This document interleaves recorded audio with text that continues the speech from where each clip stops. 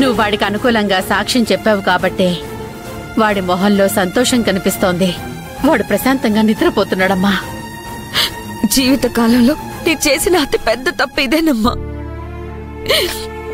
ఒక తమ్ముడికి న్యాయం చేయడం కోసం ఇంకొక తమ్ముడికి అన్యాయం చేశాను.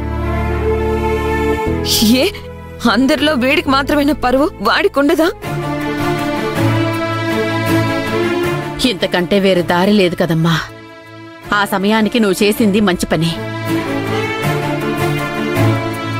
నువ్విలా బాధపడటం మంచిది కాదమ్మా. నా మాట వినవే. లేదమ్మా, నా మనసుకు నేను సర్ది చెప్పుకోలేకపోతున్నాను. వీడి కోపంతో వీడేమైపోతాడో అని ఆలోచించానే కాని వాడి ప్రేమ గురించి ఆలోచించలేదు. నా మాట వినవే. నువ్వే తప్పు చేయలేదు. కడుపుతో ఉన్న ఆడపిల్లవి. ఇలా బాధపడటం మంచిది కాదు.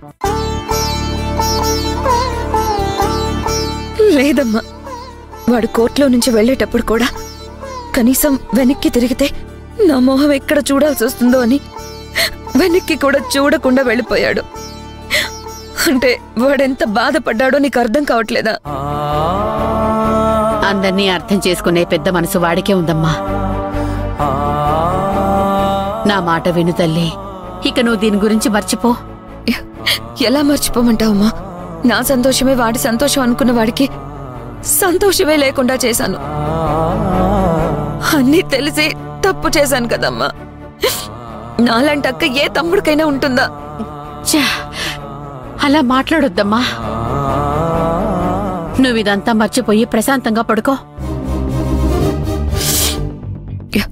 లేదమ్మా, నా తప్పుని నేను సరిదిద్దుకోవాలి. నా తమ్ముడి దగ్గరికి నేను వెళ్ళి మాట్లాడాలి. నా మనసులో బాధ వాడితో చెప్పుకోవాలి.